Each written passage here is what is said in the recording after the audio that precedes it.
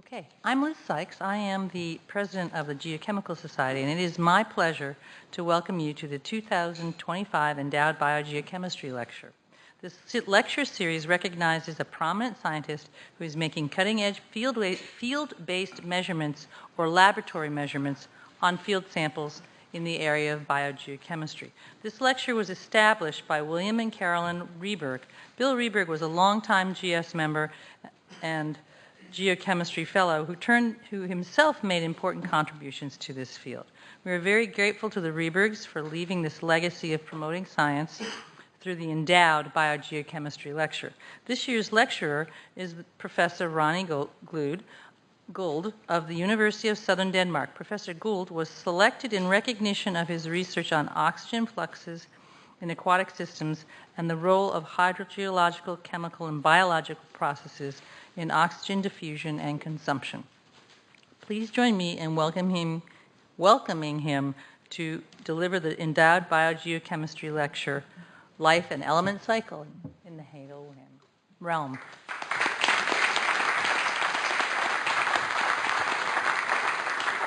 Thank you very much, and thanks for the nice introduction. Wait, I forgot to give you your certificate. It's here.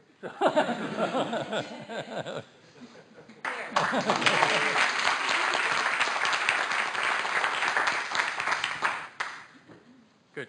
Thanks. Thanks to the organizer for hosting this presentation here. I'm happy to be here.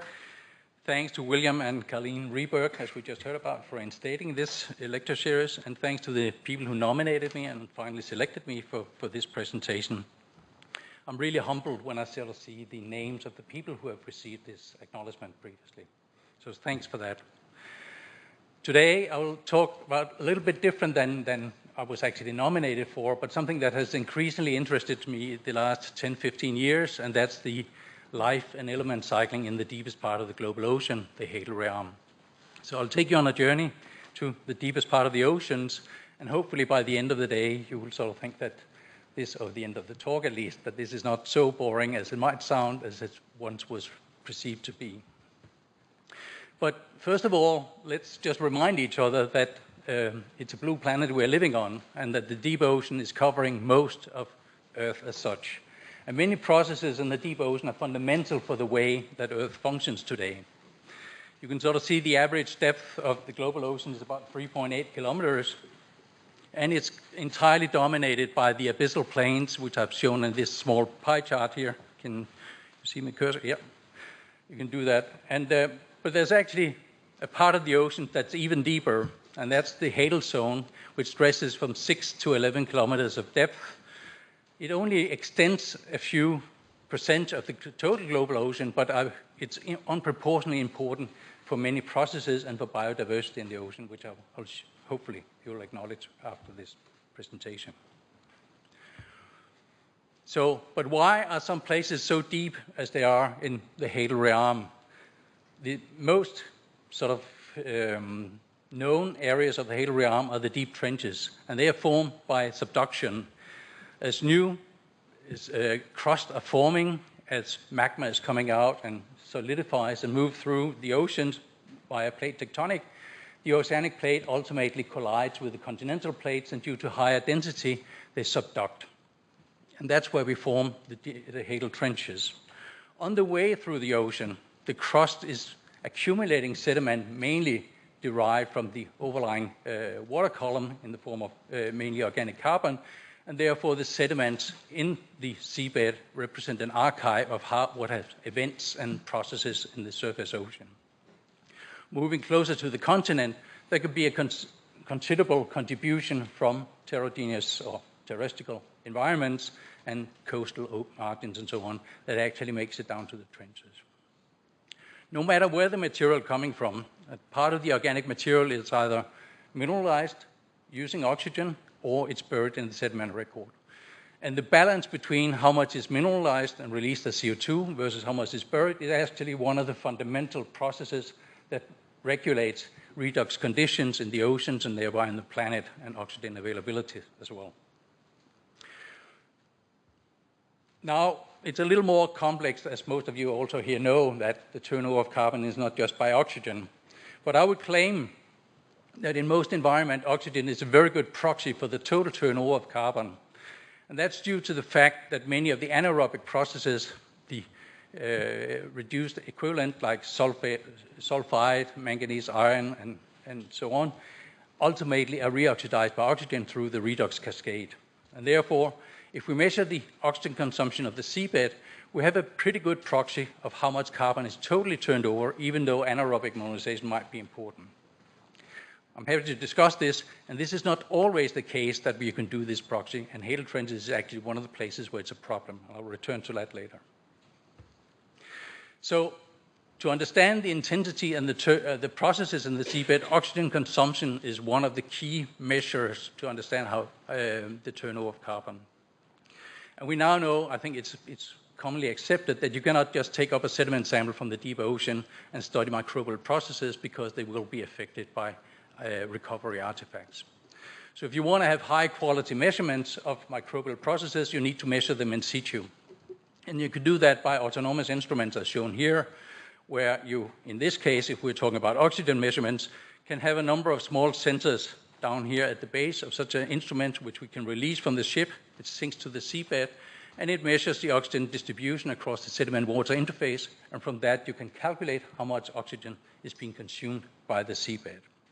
We have many other lander types, we have many other instruments that do many other experiments and other measurements. I'll mention a few of them during the talk, but I'll keep the focus on this ability to measure the oxygen distribution across the sediment-water interface today. We can also make more compact system. This is just 3 months ago, where with a manned submersible that can the manned submersible Finducci that can go all the way to the deepest depth in the oceans, we are able to place our small compact instruments at the seabed, like for instance these microsensors, and measure directly at the seabed with this approach. No matter how you do it, what you do see is that when you move into deeper and deeper water, the oxygen penetrates deeper and deeper into the sediment, and that's because less and less organic material is making it to the seabed, and therefore the intensity of the mineralization processes gets less and less the deeper we go. Here are some examples of profiles measured at 1 meter of water depth, 1,500, 3 kilometers, and 5 kilometers of water depth, where oxygen extends way below the axis there of 5 centimeters. If we sort of plot the oxygen penetration depth versus water depth, and also the intensity by which oxygen is turned over, that's the lower panel there, where you have the volumetric oxygen consumption rate in the oxic zone, you can see it changes 2 or 3 orders of magnitude as we're moving from the coastal ocean and into the abyssal plain, about 5 kilometers of depth. If we take all of the data that we do have at this point here in time, we can see there's a very nice relation between how much oxygen is consumed by the seabed and the water depth. And that's, as I mentioned, reflecting how much carbon is making it down there. If we know the bathymetry of the global ocean, and we have this regression line here, we can calculate how much carbon is turned over in the global ocean, and it equates to about 1.5 gigaton carbon per year, which is about 3% of the global pelagic primary production, which kind of makes sense.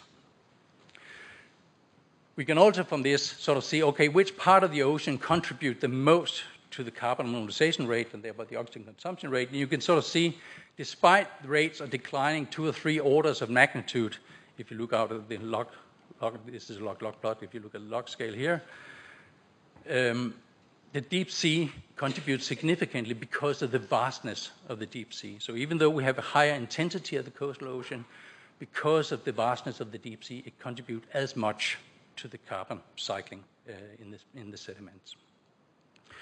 One question we had once compiling these data is, what is causing this variability? And I don't have so much time to talk about that today, but it's of course related to a number that other processes than water depth are important for the carbon that makes it down there, not least the distance to land or the surface ocean productivity. But I'll come a little bit back to it. But one question we had, can we just extrapolate this line? Notice this is a log plot. So this actually small bit out here is actually 45% of the oceanic depth range. It seems so small here, but if it had not been a log plot, it's actually 45% of the total depth range of the oceans. Can we extrapolate this? Or is it so that when we go deeper, things may change in the hadal trenches? So the hadal zone, the hadal realm, and I'll come back to answering that question in a minute. The hadal realm cover about 3.5 million square kilometers, and it's dominated by 27 of these large trenches that forms along the subduction zones, which I mentioned previously. The trenches were believed to be deprived of life, hence the name, which is derived from Hades, which is the death of realm in the Greek mythology. But we now know that it's actually act as depot centers for material, hotspots for biological activity, much more than we anticipated, and they are more important in element cycling than anticipated, and all of that is facilitated by life that flourishes at extreme hydrostatic pressures. I jump ahead for myself here. I'll now move back to, now we know this, but in 15 years ago, we didn't actually know this. And when we posed these questions, one of the first places to go was, why not go to the Mariana Trench, the Challenger Deep, the deepest place on Earth, 11 kilometers, and see how the thing functions down there. So we developed an instrument that could go down there and measure the oxygen distribution across the sediment-water interface, here at the red arrow, and, for instance, compare it to up at the abyssal plain with the black arrows. And here are the data. You can sort of see the oxygen distribution into the sediment. 0 indicate the position of the sediment surface, and you can sort of see how oxygen is attenuating much faster in the sediment, vertical sediment core, than at the abyssal plain, and that's because oxygen is being consumed faster. So actually the activity down here at depth is much higher than up here. If we took sediment cores and measured organic carbon content, phytopigments, cell abundance, bacteria, prokaryotic cells, and led to 10, a proxy for deposition rates, and took the ratio between what we found up at the abyssal plain and in the trench. If the ratio was 1, it would be the same. If the ratio is above 1, we would have higher values in the trench. And all of the things were higher. We had more organic carbon, we had more algae material, and many more prokaryotic cells and a much higher deposition rate. We have since done these measurements many places, and here from another example where you can sort of see some of our landers lined up. The first one here is the one that measured the oxygen profiles you can see here. The others did some other experiments we maybe can come back to later. But again, here you can sort of see at the incoming plate at the abyssal plain here, 5,500 meters of depth, we have very, very deep oxygen penetration. But when we move into the trench, the penetration is much less, and the modeled or calculated oxygen consumption rate down here, the blue boxes, is much higher at the surface. We can also see that it's different when we move along the trench axis. There's about a difference of about 800 kilometers when you move from these 3 stations. So we have seen this many places, and generally, hadal trench sediments have 2 to 8 times higher biological activity than adjacent abyssal plains. And this is based from these 6 sites where we now have very good data from. If we take the benthic mineralization rate, or the oxygen consumption rate, and plot it against surface ocean only from hadal trenches, that's what I've done here, you can sort of see this relation here. There are a number of take-home messages from this figure. You can see there's a large spatial variation. The green dots are the deepest points in each of these different trenches. In the beginning, when we do this, it's very expensive to have these cruises, as there's a limit to how many deployments we could get. So we got 1 per site here in these different trenches. They are the green dots. But later, when we got our own cruises, we have the Kermadec and the Atacama Trench here in red and blue, and you can sort of see the variations within the Kermadec Trench is as big as when you compare different trenches in the West Pacific, and also in the Aleutian Trench here. Another important thing here that's not a priori was obvious is that there's a relation to the surface ocean production. So that means even at a descent of 6 to 8 to 10 kilometers of depth, the pattern or the imprint of the surface ocean production still remains for life at great depth. It's not attenuated, so it's similar at different places. They still respond to changes in surface ocean productivity, climate-induced or whatever, or various temporally induced. And then we can see from this slope that the deposition rate is much higher than previously anticipated. So why is this? Why is much more carbon coming down there? Why is so much labile carbon coming down there that can sustain these high activities? And why do we have these variations? There are a number of answers to these questions. I'll just dwell on two today. And one thing is that we haven't sufficiently acknowledged the impact of pressure. So marine snow, sinking particles, as you can sort of see here from one of our expeditions to the Japan Trench, forms and is sustaining life at great depth as it's sinking down. We, back in the laboratory, made our own experiments where we sort of used a big pressure chamber where we can form aggregates, marine snow particles, from different combinations of algae and bacteria, and then we can let them sink in the pressure tank by increasing the pressure while it's rotating and have oxygen sensors in each of these particles, and therefore measure how much oxygen is consumed by these particles as they sink as a function of pressure. And what you can see is sort of an example of data here where you can sort of see how, if it's 100%, then at any depth here you would measure this, have the same rate as you had at the surface. But you can sort of see how this attenuates, and when we get down to about 6 kilometers of depth, equivalent to 60 megapascal, then the turnover rate stops. Pressure is inhibiting the turnover of these particles that's mainly colonized by microbes from the surface ocean. And de novo colonization of microbes is very difficult. It doesn't really happen. What you see is a succession of microbes in the particles that are transforming as they sink, but there's no de novo colonization. And therefore, undigested carbon makes it much deeper into the ocean than previously anticipated, and actually ends up in the sediments where organisms then adapted to the extreme pressure can take care of it. And this is no matter what type of carbon types we are looking at, that this pattern is happening. Another way that carbon is brought into the trenches is through mass wasting event.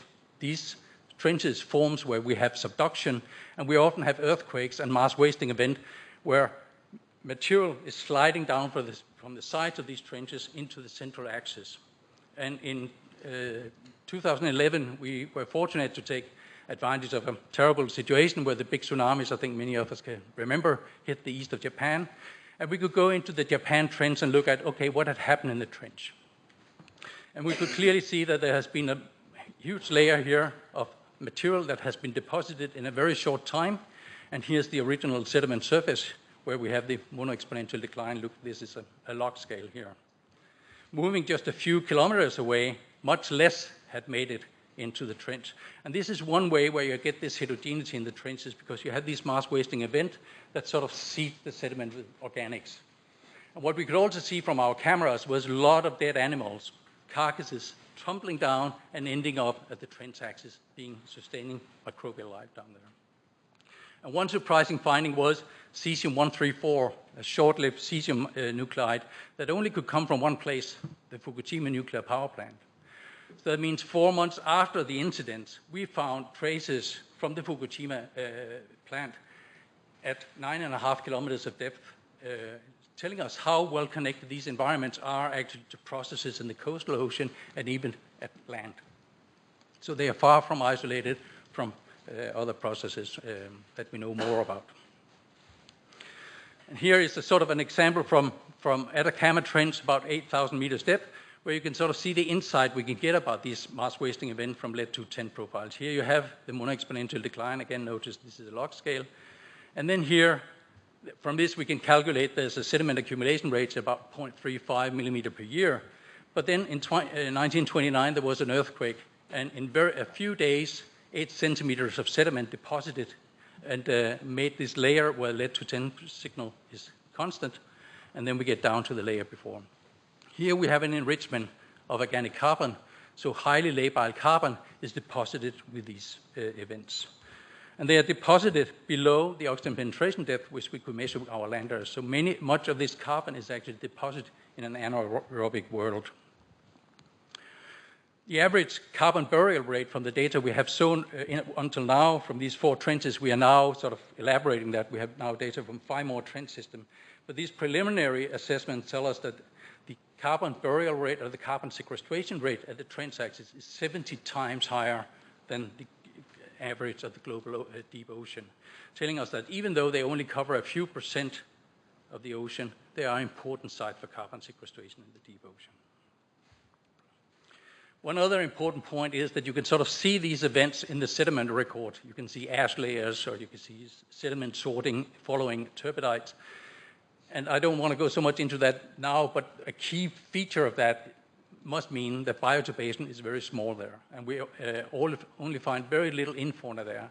And that's very important for the functions of the sediment compared to if you go into coastal margins, where we have many of these processes as well, where bioturbation is an important factor in stimulating the turnover of carbon. That doesn't exist in hadal trenches generally. There are, of course, exceptions. But we have all of this organic carbon in an anoxic world. So is it so that we actually also have other processes going on there? And of course it is. So if we look, for instance, for anamox and denazification here, we have measured anamox in 2 different sites, AT6 and AT10 here. And we have also sequenced DNA from these depths. And you can see there's a perfect match between the anamox processes and the distribution of these bacteria in these areas. So we do have that hadal trenches functions as a sink for nitrogen, in contrast to the rest of the abyssal plain and the open oceans, where there's very little into production and very little anamox and denazification. When you dive into the trenches, because of this intensified deposition, you suddenly have that the sediments functions as a sink. And in these cases here, from Atacama and Kermadec, dominated by anamox. The next process that we would look for in the redox zonation, or one of the next processes, it could also be, of course, be metal respiration, but that has been sulfate reduction. And from the same area, you can see here, we do find, here's the oxygen penetration depth and nitrate penetration depth, we do find intense sulfate reduction rate, even down at these depths of, in this case, 8 kilometers of depth. And the ultimate product, tris, total reducible inorganic sulfur, is accumulating in the sediment. And when we sequence the microbial communities, more than 10% of the populations in these depths is sulfate reduction. So we have a thriving sulfur cycle also going up even in these deepest trench systems. Sulfate reduction accounted for about 5 to 10% of the benthic mineralization in these cases here, and anaerobic mineralization in total about 10 to 20%. And that is not accounted for in our oxygen consumption rate, because here we don't have bioturbation. We don't have a reoxidation of, for instance, pyrite or iron sulfides as you have in the coastal ocean. So actually the turnover rate of carbon is even higher in these trench systems. That's implied from the oxygen consumption rate. It means that this deep zonation and early diagenetic processing we know from the coastal margins starts reappearing in the hadal trenches, in contrast to what we have in the intermediate sediments and the abyssal plain. So it's unique in many different ways. Who are these microbial players? Who are the bacteria and the organisms that then can mediate these processes functioning at these extreme hydrostatic pressures? And clearly, there's a link between the organic carbon distribution and the number of cells we have in the sediment. Here's from the Kermadec trench and the Atacama trench here. You can sort of see the relation between cell abundance and total organic carbon. Of course, the more carbon, the more cells, the more activity. But if we look at the sequence, the DNA from that, and then look into who is it that's there, there's a very steep zonation at depth. What you have here is different stations. At the Atacama trench, you have the oxic, the ferruginous and sulfidic zone going on here, and you can sort of see you have a distinct sequence in biodiversity of who is present. Of course, reflecting the redox conditions. We can now say, of course. But before knowing these redox conditions in the sediments, there were a number of diversity studies that actually just took the sediment and sequence saying, whoa, they are very, very different from what we know. But that was not accounting for the fact that we actually have the same redox zonations that we have in the coastal ocean. And therefore, of course, they were very different from what you found in the abyssal plain, both for archaea and bacteria. So if you want to assess what is true with the biodiversity and who are the key players here, you have to look at the redox zones where you harvest the DNA. And here's just one example where we know it's only aerobic respiration that's ongoing. The purple dots over here are from the Atacama and the Kermadec trench, just at the brink of that, at the abyssal depth.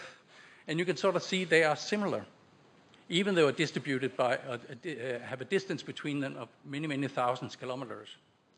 When we dive into the trench, they are distinctly different, both from the ones in the abyssal plain, but also from each other, indicating that in different trenches, you have different communities.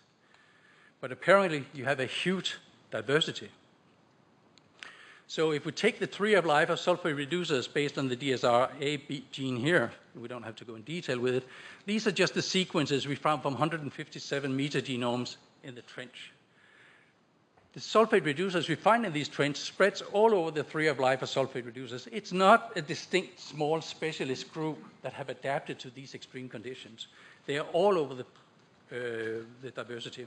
And I could have shown the same for Anamox and other groups of bacteria.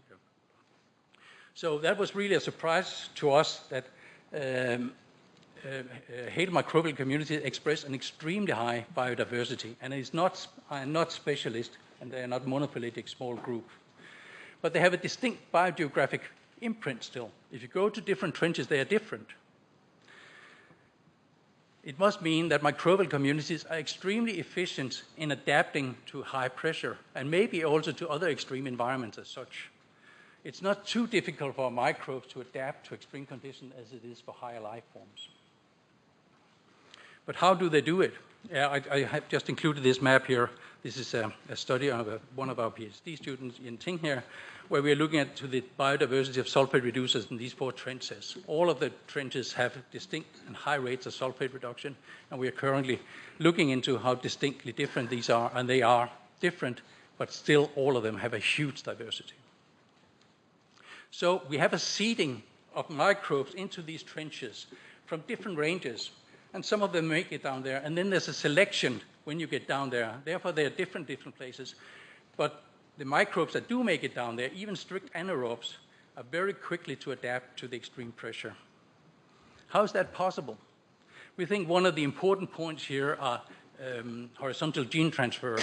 And we have to look at viruses not just as killer of microbes, as you can sort of see virus-induced lysis of a bacteria here, but they do insert genes in the microbes.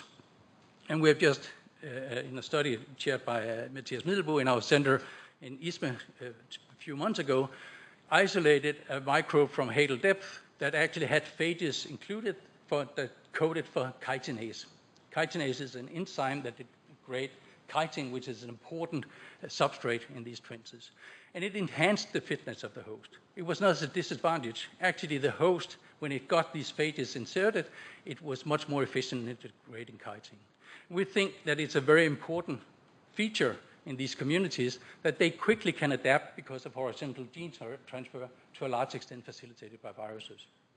Another strong evidence is just in the process of being written up now, is that we have a very nice correlation between phage-induced functional genes and the activity. So that means if we look at where we have the highest sulfate reduction rates and look at the genomes of the microbes there, there's a very high abundance of phage-encoded genes.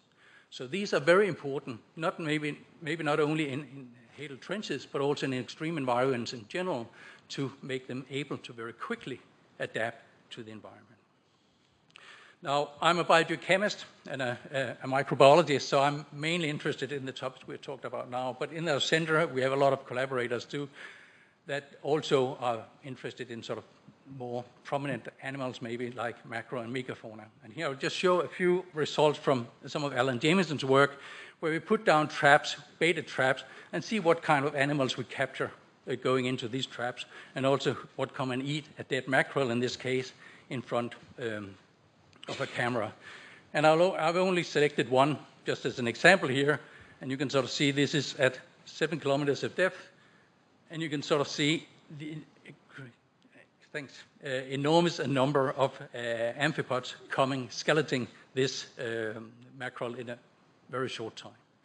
Amphipods is a very prominent feature in hadal trenches, overtaking the niche of fishes, scavenging fishes, because fish physiology doesn't allow them to live this deep. Here's just material from one trap, and you can sort of see the material lying there. And a lot of these are new species, and some of them are quite big. If you get one of the big ones, that's the only thing you get up because it eats all the small ones. And one of the ideas that Alan got here was to actually look into these organisms to sort of see, is it so that it's only carbon that's accumulated in these trenches? Could it also be other things like environmental pollutants? And he found very high concentrations of pollutants in these trenches, actually that scale to the most polluted areas in China. And we have found very high concentrations of mercury and organic pesticides in trench systems recently. So it's not just carbon that's accumulated in these trenches, so are pollutants, microplastics and so forth. So the take-home message here is that trenches are different. We cannot understand them just from extrapolating our knowledge from other environments.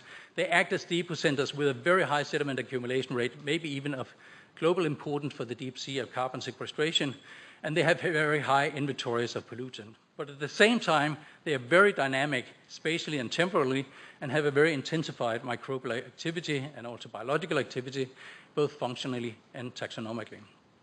Hadal trenches express a very high degree of variability and have the full range of anaerobic diagenetic processes we know from the coastal ocean, including acting as sinks in the nitrogen cycle. But there's a lot of unknown questions still that we spend time on trying to understand the sourcing and the character of the material that makes it down there, the significance of these processes in the bigger context, and who are the key players there. And with that, I would like to thank, first of all, William and Caroline Reebok, for instating this Endowed Biogeochemistry lecture series, the Hadal team here from our latest retreat, and a lot of great colleagues that are not on the photo here. They couldn't be there. There's so many of them that have contributed to this work. And of course, the funding agencies, most importantly, the Danish National Research Foundation and the ERC. Thanks for your attention.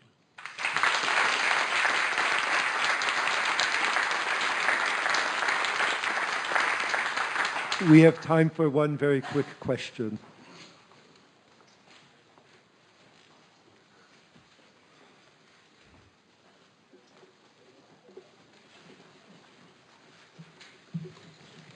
I was wondering if there's such a strong oxygen consumption in these trenches. Where does the oxygen come from? How is the oxygen circulation in these trenches? That's a very good question. And actually, surprisingly, the water in the trenches are very, very well mixed. We have a high turbulence. It's partly driven by tide water that sort of induces, like in lakes, where you sort of have the pictocline moving, that induces a high turbulence. So we actually have very high concentration at the bottom of the water, which was also a surprise to many. Okay, let's thank our speaker one more time.